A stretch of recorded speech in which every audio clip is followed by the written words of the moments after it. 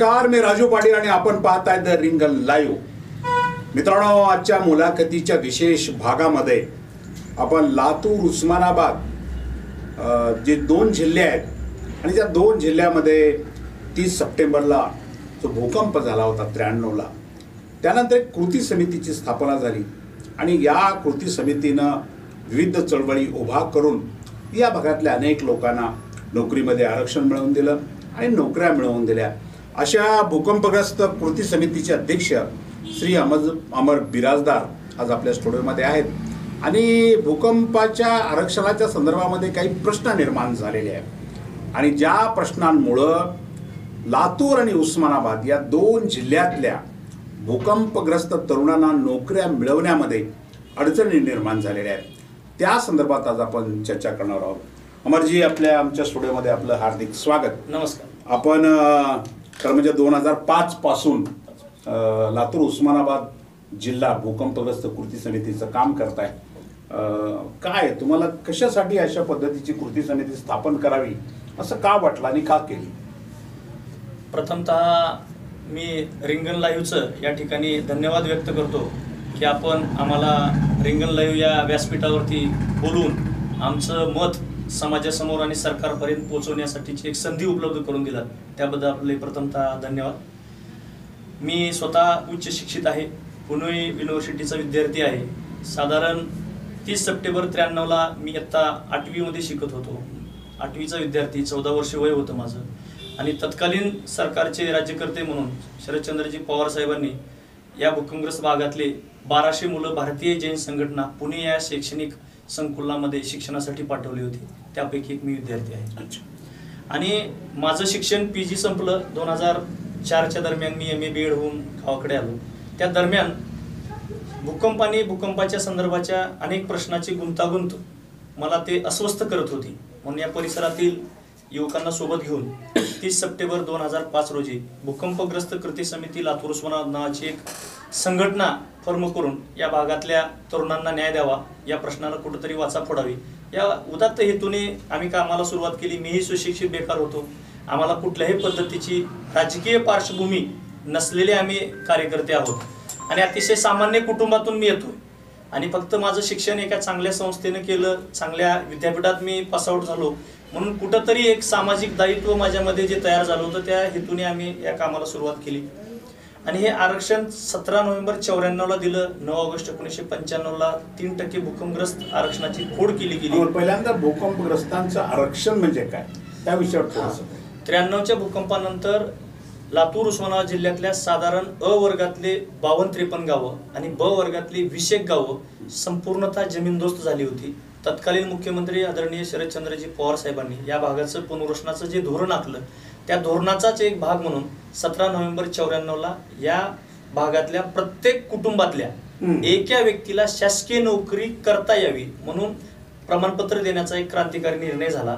आणि नंतर या निर्णयाचा एकमेकावर कुठं अन्याय होऊ नये म्हणून 3% भूकंपग्रस्तांचं एक स्वतंत्र आरक्षण 9 ऑगस्ट 1995च्या शासन निर्णयानुसार झालं. म्हणजे राज्यामध्ये जे आरक्षण आहे त्यामध्ये कुठल्याच दुसऱ्यांच्या आरक्षणामध्ये न जाता बाजूचं आरक्षण भूकंपग्रस्तांचं 3%चं पवार साहेबांनी दिलं. पुढे ते 3%चं आरक्षण साधारण 2005 या कालखंडापर्यंत मधला जो काही कालखंड आहे, त्या कालखंडामध्ये हिचं अंमलबजावणी राज्यस्तरावरील वेगवेगळे विभाग करत नव्हते. ही बाब माझ्यासारख्या तरुणांच्या मनामध्ये खदगदत होती. त्याला एक वाट करून देण्याचा प्रयत्न आमच्या माध्यमातून झाला.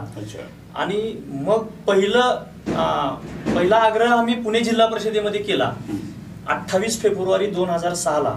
त्या ठिकाणी पुणे जिल्हा परिषदेची वर्ग 4च्या चतुर्श्रेणीतल्या शिपाई पदाची पदभरती होती आणि साधारण त्या ठिकाणी आम्ही 14 भूकंपग्रस्त मुलांना न्याय मिळवून देऊ शकलो. हा आमच्या कृती समितीच्या लढ्याला पहिलं यश होतं.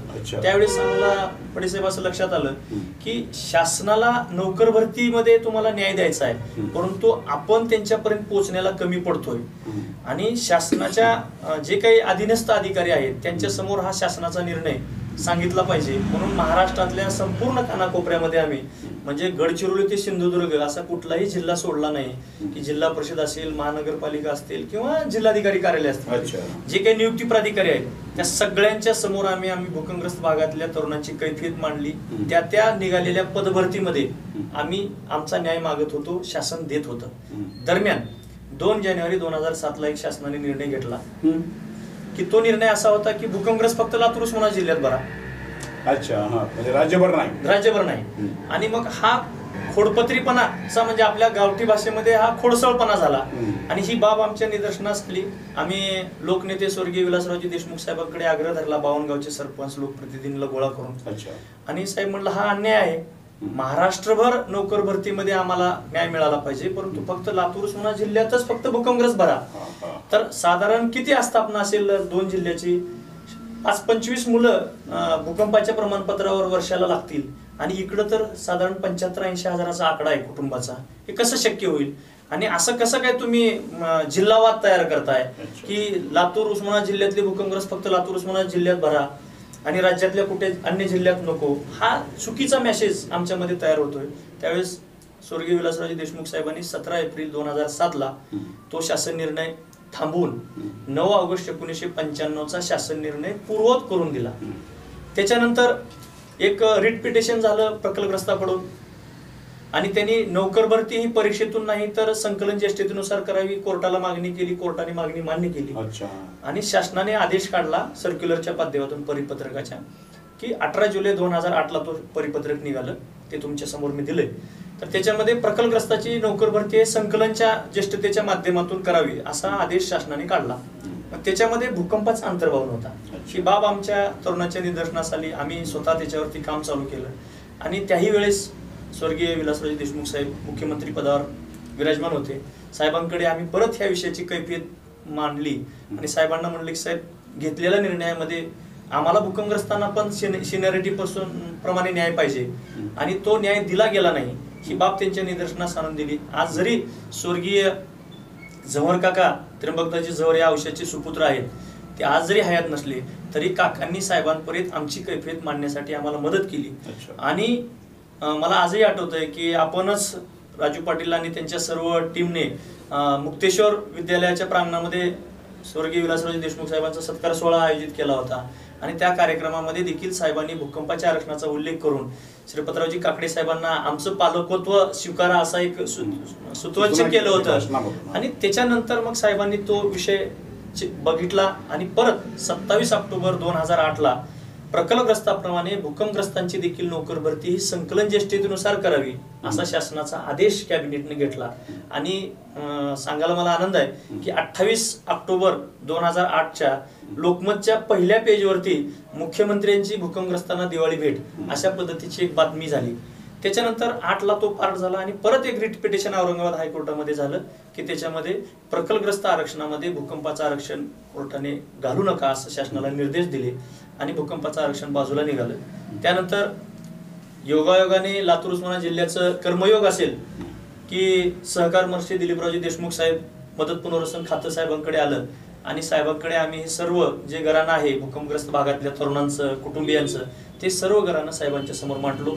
साहेबांना आग्रह धरला, साहेब आता कुठं 2-1 हजार मुलं आपल्या भागातले लागतायत आणि 15-20 वर्ष त्या घटनेला होत आहेत. आता आम्ही नोकरी मागतोय, आता आम्ही कुठेतरी इलिजिबल होतोय आणि अचानक शासनाने असा निर्णय घेतल्यामुळे आम्ही आमच्या कुटुंबावरती कुऱ्हाड कोसळले आणि साहेबांनी लागलीच त्या विषयामध्ये लक्ष घातलं आणि 27 ऑगस्ट 2009 ला शासन निर्णय घेतला की भूकंपग्रस्तांना स्वतंत्र 2% आरक्षण देण्याचा एक क्रांतिकारी निर्णय झाला. आणि त्या निर्णयानंतर नोकर भरती सुरू झाली, पूर्वी पण होती आणि आज साधारण आनंदाने सांगायला मला आनंद होतोय की साधारण 5-1 हजार या लातूर उस्मानाबाद जिल्ह्यातले मुलं महाराष्ट्राच्या कानाकोपऱ्यामध्ये नोकरी करतात.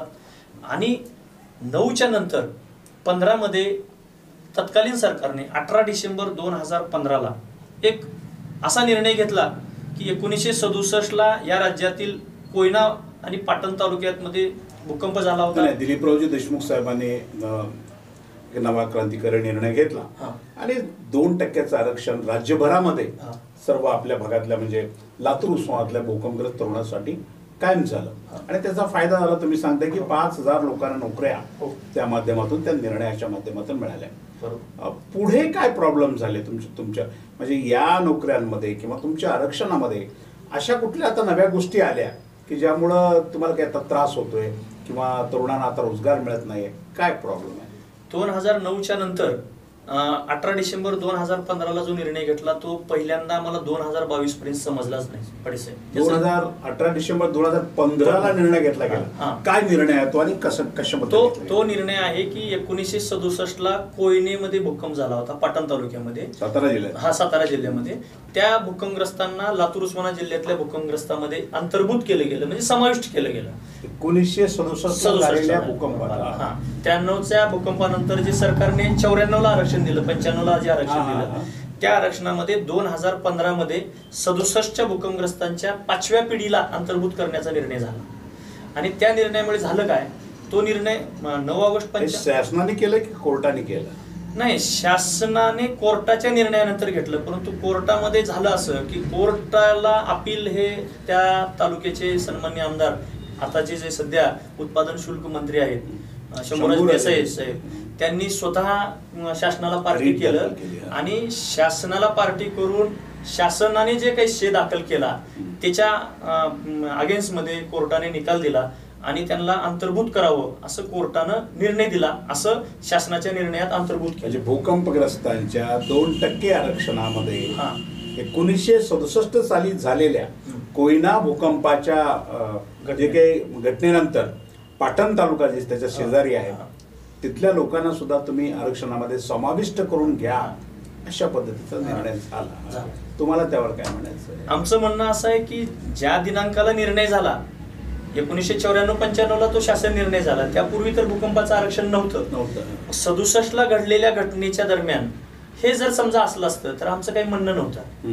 आणि 67च्या घटनेला 93च्या भूकंपात जोडत असताना आहे त्या आरक्षणाला कमी केलेलं आहे, 2% केलेलं आहे आणि समांतर आरक्षण आहे, 3 वरून 2ला आलंय आणि त्या 2 मध्ये परत एक नवीन तालुका ऍड करताय आणि गर्दी वाढवताय. आज आमच्या पिढीतले पहिले दुसरे म्हणजे लाभार्थी आणि लाभार्थ्याचा मुलगा आणि नातूच आम्ही नोकरी मागतोय आणि याच्यामध्ये मिसळल्यामुळं किंवा त्यांची गर्दी केल्यामुळं आज आमच्या मूळ लाभार्थ्यावरती अन्याय होतोय. कारण 10,000च्या पुढे मयतांचा आकडा आहे आणि साधारण 75,000 कुटुंब बेघर आणि उद्ध्वस्त झालेले होते. त्यामुळं ती इफिशियन्सी बघून तत्कालीन सरकारने तो पाटण तालुक्यामध्ये जेव्हा अशा पद्धतीचा निर्णय शासन घेतं तेव्हा तिथल्या भूकंपाची काय परिस्थिती होती? तुम्ही काय अभ्यास केलाय? मला काय नुकसान झाली होती, मला जी वर्गवारी होती वगैरे? कुठलीही वर्गवारी आज सरकार दरबारी पाहायला मिळत नाही. जसं लातूर उस्मानाबाद जिल्ह्यातल्या जर भूकंपग्रस्ताची जर तुम्ही माहिती घेतला तर भूकंपग्रस्त भागाची वर्गवारी केलेली आहे. घर मिळण्याला वर्गवारी केली, गावांचं पुनर्वसन आणि त्यांच्या लाभार्थ्याच्या निवडीच्या याद्या करताना अ-ब-क केलं गेलं. म्हणजे अ वर्गामध्ये जे 100% गावं उद्ध्वस्त आहेत असे 52-53 गावं आहेत आणि ब वर्गामध्ये काही घरं पडली, काही मृतांचा आकडा आला, ती गावं ब मध्ये आहेत, अशी 21 गावं आहेत. आणि क कॅटेगरीमध्ये 54,000 आणि 34,000 आणि 17,500 असे अनुदान दिलेले काही गावं आणि म्हणजे सोलापूर जिल्ह्यातही 17,500 दिले, नांदेडमध्ये 17,500 दिले. मग अशी वर्गवारी जशी लातूरमध्ये आहे तशी पाटणमध्ये आम्हाला 67च्या काळात जे काही भूकंप झाला तिथं साधारण 160-62च्या जवळपास मयतांचा आकडा आहे. तर ती घटना तत्कालीन सरकारने जशी हाताळली असेल त्यावेळेस काही ना काही त्यांना रिलीफ दिला असेल.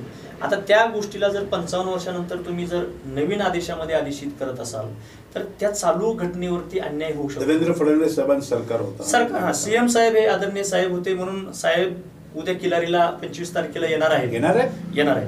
तर त्या गावबंदी वगैरे सगळी उठली.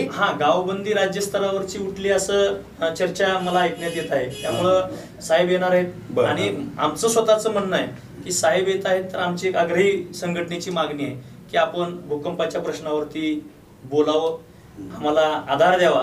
कारण अतिशय उद्विग्न अवस्थेमध्ये या भागातला तरुण आहे. आज जर तुम्ही पाहिलात तर खूप मोठ्या प्रमाणावरचं मायग्रेशन हे आपल्या परिसरातून होतंय. लांबजना, किलारी, नारंगवाडी जर आपण पाहिलात तर मला आठवतंय मी इयत्ता 8वी 9वी 10वीचा विद्यार्थी असताना किंवा कॉलेजला असताना लातूरच्या ट्रॅव्हल्स आणि बसनं जायचो. परंतु आज माझ्या गावातून ट्रॅव्हल्स वाहतात. हे मायग्रेशन किती मोठ्या प्रमाणावर होतं याचं द्योतक आहे आणि ह्याच्याकडे सरकारने लक्ष द्यावं. आणि मेक इन इंडिया आणि स्टार्टअप इंडिया ह्या ज्या काही केंद्र सरकारच्या खूप मोठ्या योजना आम्ही कानावरती ऐकतोय, हजारो लाखो कोटींची परकीय गुंतवणूक राज्यामध्ये देशामध्ये येते. तर माझी देवेंद्र भाऊंना या रिंगण लाईव्हच्या माध्यमातून एक आग्रही विनंती आहे की आपण मायग्रेशन थांबवण्यासाठी या भागामध्ये चांगला एखादा प्रोजेक्ट आणावा. शिंदाळा एक आपलं गाव आहे तालुक्यातलं की त्या ठिकाणी स्वर्गीय राजकीय मागण्या करू नका, तुम्ही तुमच्या विषयाचं बोला. आमचं एकच म्हणणं आहे की तरुणांच्या हाताला काम मिळालं पाहिजे. भूकंपग्रस्त भागातला हा जो तरुणांच्या हाताला काम मिळावं ही तुमची मागणी आहे. हो. का पाटण तालुक्यामध्ये जो तुम्ही 2015ला जो नवा GR काढलाय तो रद्द करावा ही तुमची मागणी आहे. शासनाने 2015ला घेतलेल्या निर्णयाचा फेरविचार केला पाहिजे.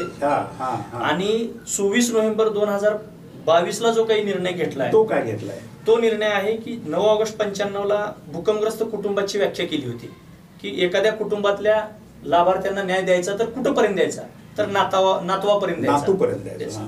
सरकारने 24 नोव्हेंबर 2022ला जो निर्णय घेतला तो निर्णय आहे की आता कुटुंबातल्या खापरपंतूच्या नातूला पण प्रमाणपत्र 7व्या पिढीपर्यंत. हा, तर हे जे आहे आमचं म्हणणं असं आहे की आम्ही लातूर उस्मानाबाद जिल्ह्यातले भूकंपग्रस्त, आज मी लाभार्थ्याचा मुलगा आहे, माझा मुलगा नातू असेल, माझ्या मुलाचा मुलगा पंतू असेल, तर माझे वडील म्हणजे मूळ लाभार्थी खापरपंतू पाहणार आहेत का आणि ते नोकरीला आज पात्र आहेत का? एवढी आता ताई सरकारने पद्धत तुम्ही एवढं मोठी तुमची संघटना आहे, म्हणजे लातूर उस्मानाबाद जिल्ह्यामध्ये भूकंपग्रस्त कृती समिती खूप मोठी संघटना आहे. या संघटनेने 5000 विद्यार्थ्यांना नोकरीला लावलेलं आहे. खूप मोठी संघटना आहे. मला वाटतं परवा तुम्ही 30 सप्टेंबरला शरद पवार साहेबांचा एक भव्य कार्यक्रम तुम्ही सगळ्या मंडळींनी घेतला होता. त्याच्यात राजकारणाचा कसल्याही पद्धतीचा संबंध नसताना तुमच्या सगळ्या कार्यकर्त्यांनी तुमच्या संघटनेच्या कार्यक्रम तुम्ही या GRच्या या निर्णयाच्या विरोधामध्ये हायकोर्टात का गेला नाही? आमचं या निर्णयाच्या विरोधात न जाण्याचं कारण असं आहे की आम्ही आतापर्यंतच्या ज्या काही मुवमेंट आम्ही करत गेलो त्या सरकार पक्षाकडे आग्रह धरल्यानंतर आमचं म्हणणं ऐकलं गेलंय. 2007, 2008, 2009 या ज्या काही घटनाक्रम तुमच्या समोर मी अधोरेखित केला त्या प्रत्येक वेळेस तत्कालीन सरकारमध्ये जे कोणी होते त्या सर्वांची नावं मी आता निर्णय 2015ला झाला ना, आता 22 झाली. हो, आता आम्ही गेले वर्षभर या विधानसभा मतदारसंघातले सन्मान्य आमदार महोदयांना आग्रह धरलाय, अभिमन्यू पवार साहेबांना, शेजारचा तालुका उमरगा लोहारा विधानसभा मतदारसंघाचे आमदार ज्ञानराज चौगुले साहेबांना आग्रह धरलाय की साहेब हा निर्णय आपल्या भागातल्या तरुणावरती अन्याय करणार आहे आणि तुम्ही विधिमंडळामध्ये हा प्रश्न उपस्थित करा. या आमदार महोदयांची काय भूमिका आहे? साहेबांचं माझ्यासोबत झालेलं संभाषण असं आहे की साहेबांना काहीतरी टेक्निकल अडचणी मुद्दा मांडण्यामध्ये आहेत असं त्यांच्या बोलण्यातून मला वाटलं. ते स्वतःच टेक्निकल अडचणी आणतात. हा, नाही अडचणीत आहेत असं त्यांना वाटते. हा मुद्दा त्यांच्या बोलण्यातून थोडासा साईड बाय होण्याला दिसतोय. कारण हा प्रश्न ज्यावेळेस मांडला आम्ही लक्ष देत नाहीत या विषयाकडे, अभ्यास करत नाहीत, या विषयाकडे त्यांचं लक्ष नाही असंही म्हणता येणार नाही. त्यांच्या सरकारनं घेतलेला निर्णय असल्यामुळे निर्णयाच्या विरोधात बोलायचं कसं हा त्यांच्या समोर मोठा प्रश्न असूही शकतो. ज्ञानराज चौगुले त्यांचाही तोच विषय आहे. त्यांनाही आम्ही तोच म्हणलं की जसं तुम्ही शंभूराज देसाई साहेबांनी कोर्टामध्ये दाखल केलं, तुम्ही ऍज या तालुक्याचे प्रतिनिधी म्हणून. ठीक आहे, आता हे 2 सत्ताधारी आमदार आहेत, पण कैलाश पाटील यांनी काही त्यावर आवाज उठवला? उस्मानाचे आमदार त्यांना आम्ही कुणीतरी LAQ करावं म्हणून त्यांच्याकडे निवेदन दिले. काय केलं त्यांनी अजून नाही. या येत्या अधिवेशनामध्ये सगळेच आमदार थंड आहे. तुमची पुढे काय भूमिका आहे? आता माझी वैयक्तिक या ठिकाणी आग्रह यासाठी आहे, उद्याच्या कार्यक्रमामध्ये साहेब येत आहेत, साहेबांनी आमच्या प्रश्नाकडे लक्ष द्यावं. आमचा आग्रह आहे, आक्रोश आहे की आमच्या मागण्याकडे आपण लक्ष द्या. हा आरक्षणाचा निर्णयाचा फेरविचार व्हावा आणि खऱ्या अर्थानं जे 93 मध्ये उद्ध्वस्त झालेला हा परिसर आहे या लोकांना एक न्याय द्यावा. आणि आपण सरकार पक्षातले प्रमुख नेतृत्व आहात आणि तुमच्याकडे उद्याच्या 25 तारखेला मी आस लावून बसलोय आणि आमदार महोदयाने या ठिकाणावर मी विनंती करतोय की उद्याच्या कार्यक्रमामध्ये असंख्य अन्य प्रश्नासोबत भूकंप आणि भूकंपाच्या बाबतीत बरेच प्रश्न आहेत. अंतर्गत रस्ते, गटारी, शासकीय इमारतीच्या दुरुस्ती आहेत, ह्या भूकंपाच्या आरक्षणाचा परवा किल्लारीमध्ये एक बैठक झाली सकल मराठा समाजाची. तुम्ही त्याचे प्रतिनिधी आहात, तुम्ही त्यामध्ये होतात आणि तिथे असा निर्णय झाला की अभिमन्यू पवार जे आमदार आहेत त्यांच्या कारखान्याच्या कार्यक्रमाला किंवा शेतकरी सहकारी साखर कारखाना जो किल्लारीचा आहे त्याच्या गळीत हंगामाला देवेंद्र फडणवीस यांनी येऊ नये किंवा येऊ द्यायचं नाही असा निर्णय झाला होता. मग मध्ये आता बदल काय झाले 2-3 दिवसामध्ये? त्या बैठकीला मीही स्वतः होतो. हो होता तुम्ही. तर त्या बैठकीमध्ये चर्चा अशी होती की जे काही सुरुवातीला गावबंदी आहे अशा पद्धतीचाच मेसेज सर्व सकल मराठा समाजाच्या तरुणांना होता. त्या ठिकाणी झालेली चर्चा अशी आहे की बाबा समाज म्हणून जर असेल म्हणजे गावबंदी असेल तर आपण कुण्या शीर्षस्थ नेतृत्वाने गावामध्ये प्रवेश करू नये अशा संदर्भाची एक चर्चा होती. परंतु मधल्या 2-4 दिवसामध्ये ज्या काही हालचाली चर्चा झाल्या तो सर्वसमावेशक चर्चा झाली असता मनोज जरांगे पाटील साहेबांना काही शिष्टमंडळ भेटलं, त्यांच्या काही भूमिका आमच्यापर्यंत पोहोचल्या नाही. परंतु आजच्या तारखेमध्ये मी एवढंच मला माहीत असलेली माहिती तुमच्या समोर सांगतो की त्या परिसरातल्या सगळ्याच शेतकऱ्यांची किलारी कारखान्याबद्दल चालू करण्याबद्दलची सगळ्यांचीच आमची स्वतःची देखील किलारी कारखाना चालू झाला पाहिजे हीच प्रकर्षाने भूमिका आहे. आणि समाजातल्या काही आमच्याच समाजातल्या अन्य वर्गांना असं वाटून चाललंय की आपण काहीतरी चुकीचं करतोय की काय, म्हणून सगळ्यांचंच म्हणणं आहे की कार्यक्रम झाला पाहिजे, कार्यक्रमाला देवेंद्र भाऊच आले पाहिजे. मराठा आरक्षणापेक्षा सुद्धा देवेंद्र फडणवीस आणि कार्यक्रम महत्वाचा असा निर्णय किल्लारीकरांनी घेतला. अशा चला पुढे आता देवेंद्र भाऊ 25ला येत आहेत तुमच्या म्हणण्याप्रमाणे, तर तुमची प्रमुख मागणी त्यांच्या समोर काय असते? आमची एकच मागणी आहे की 18 डिसेंबर 2015 आणि 24 नोव्हेंबर 2022 या शासन निर्णयाचा फेरविचार करून लातूर उस्मानाबाद जिल्ह्यातल्या भूकंपग्रस्त तरुणावर होणारा अन्याय दूर व्हावा ही आमची आग्रहाची मागणी आहे. त्याचबरोबर भूकंपाचे जे काही 10-12 अन्य प्रश्न आहेत त्या प्रश्नाची उकल आपण आपल्या बोलण्यामधून करावी आणि या पिचलेल्या मागास असलेल्या भूकंपग्रस्त भागाला पुढे आणण्यासाठी आपण प्रयत्न करावा. अंतर्गत रस्त्याचा प्रश्न आहे. नंतर ज्या लोकांनी जमिनी भूकंपामध्ये दिल्या पुनर्वसनाला त्या लोकांना प्लॉट राज्यमार्गालगत हायवे लगत प्लॉट द्यावे अशी एक आग्रही मागणी सरकार पक्षाकडे मागेल्या 15-20 वर्षापासून आम्ही करतोय. त्याही मागणीवरती विचार व्हावा. त्यानंतर दुसरी आमची अशी मागणी आहे की भूकंपग्रस्त भागातले जे अतिरिक्त कुटुंब आहेत म्हणजे भूकंपानंतर विस्तारित झालेली कुटुंब वाढ झाली त्या कुटुंबियांना घरकुलमध्ये प्लॉट मिळण्यासाठी अशा विविध प्रश्नांवर वाचा फुटावे असा तुमचा उद्देश आहे. पण समजा हा जो निर्णय 17 एप्रिल 2007ला बरोबर आहे, 18 डिसेंबर 2015 18 डिसेंबर 2015ला जो सरकारने GR काढला, निर्णय घेतला, त्यावर जर काही कारवाई झाली नाही तर काही कोर्टात वगैरे पुन्हा जाऊन न्याय मागण्याचा आम्ही गेले वर्षभर तिन्ही लोकप्रतिनिधीला हे संपला की विषय. आता आम्ही या कार्यक्रमाच्या नंतर डिसेंबरमध्ये या 75 गावामध्ये जनजागर अभियान राबवणार आहोत की हे आरक्षणामध्ये झालेल्या ज्या काही अडचणी आहेत त्या संपूर्ण भागातल्या लोकांना कळल्या पाहिजे. एक भाग अवेअरनेस झाला पाहिजे की आपल्या अडचणी काय आहेत, तो एक पार्ट. आणि सुप्रीम कोर्टामध्ये आम्ही माहिती घेतोय की दाखल करण्यासाठी या निर्णयाला चॅलेंज करण्यासाठी काय करता येते त्याची सगळी पुराव्यांचं कलेक्शन करणं चाललंय आणि लवकरच सुप्रीम कोर्टामध्ये रिट पिटिशन या निर्णयाच्या विरोधात आम्ही स्वतः संघटना पुढाकार घेऊन घालणार. या आजच्या तुमच्या मुलाखतीच्या माध्यमातून तुम्ही केवळ उपमुख्यमंत्री महोदय यांच्याकडे मागणी करताय की जरा तुम्ही आता येताच आहात तिथे किल्लारीचा कार्यक्रमाला तर तुम्ही या मुद्द्यांना स्पर्श करावा किंवा आमचा हा जो जिव्हाळ्याचा मुद्दा आहे तो आपण सोडवावा. याशिवाय शेवटी अगदी तुमची शेवटची काय मागणी असणार आहे किंवा शेवटचं आव्हान काय असणार आहे राज्य शासनाला? की 30 वर्ष भूकंपाच्या घटनेला 30 सप्टेंबरला झालेत आणि योगायोगाने आपण किल्लारी कारखान्याच्या मोडीसाठी येत आहेत.